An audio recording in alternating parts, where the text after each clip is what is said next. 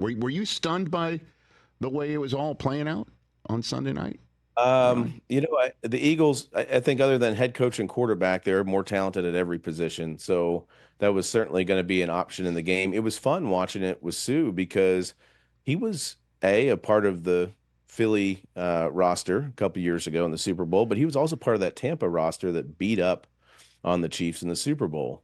And so just, talking with him throughout the game of like, I've seen this before. I lived this. We got to him early. We got to him, affected him. And you just saw from the jump. I thought the two big plays early were two of those quick passes that the Chiefs completed. DeJean tackled right away, and then Quinion Mitchell tackled the dude right away. And they've supplemented their run game with that all year long. And it was like, uh-oh. If they're going to be all over us and this isn't going to work, then what are we going to do? And it was amazing to see how they were able to get after Patrick with that 4-man rush. And Patrick, his pocket presence might be the best in the game right now, but you could see it really affected him. And there were some times where he was stepping up maybe when he didn't need to. And there were obviously a lot of times where he was under heavy duress and couldn't do much about it. But it was pretty impressive performance by the Eagles. Yeah, walk me through what happens to a quarterback when that happens, where your protection is breaking down and you realize, uh-oh, they're only sending 4 and they're in my lap. What is that? Yeah, the hard thing is when they're only sending 4, that means there's 7 guys in coverage. And the way the Eagles do it, their eyeballs are on the quarterback. So if you're trying to get the ball out quicker and you're throwing with anticipation, if those guys are looking at you, it makes your job more difficult. And then the second thing being, as a quarterback, that clock just starts to speed up. If you're thinking, okay, normally I've got 3 seconds to throw and I feel comfortable, and all of a sudden, maybe it goes down to 2.5, but in your mind, it's gone to 2 seconds. I've got to hit my back, make a decision and throw or else.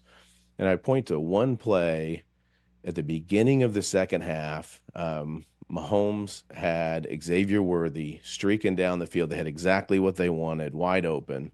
And he stepped up, because he had already been hit numerous times in the game.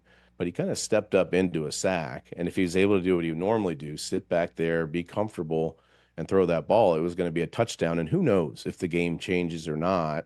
But they obviously loved that play going into the game because they ran it again in the second half and hit Worthy for 50 yards. But those are the little things that happen during a game that can really affect a quarterback. And for me, I might have been higher than anybody in the stadium in terms of where we were sitting. And I absolutely love being up there. You can see everything. So it was pretty cool. Ryan Fitzpatrick here on the Rich Eisen Show. When Thursday Night Football saw Philadelphia this year, it was that home date against Washington, and Jaden Daniels was obviously already Jaden Daniels and was clearly the only impediment to the Eagles winning a division title. And the Eagles needed a 20-point fourth quarter and 2 touchdowns from Saquon to pull that thing out. And if I'd told you when Saquon left that set after the fans were chanting, thank you to the Giants, when you were doing your post game that night on Prime Video, Ron, if I told you that those are the Super Bowl champs and going away, they were going to be Super Bowl champs, you would have said what at that point? I believe you. And, I wasn't as high. Andrew Whitworth, all season, he's been in my ear. This is the most talented team in football. This is the most talented team. And look, if you look at their roster, and especially in the trenches, which is what all the big boys like to talk about, are absolutely dominant. Probably the best offensive line, probably the best defensive line in football. But then you scratch your head as you're watching these guys. Okay, but they also have 2 of the best receivers in football. All right, they've got the best running back in football. All right, they've got a quarterback who is, you put him where you want. There's a lot of controversy over that, but a quarterback that's getting paid and is probably a top 10 quarterback in football.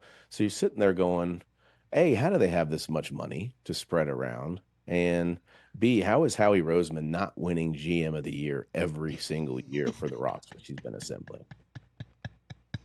It is that simple when you think about it. Catch the Rich Eisen Show every single day on the Roku channel, 12 to 3 Eastern, for free.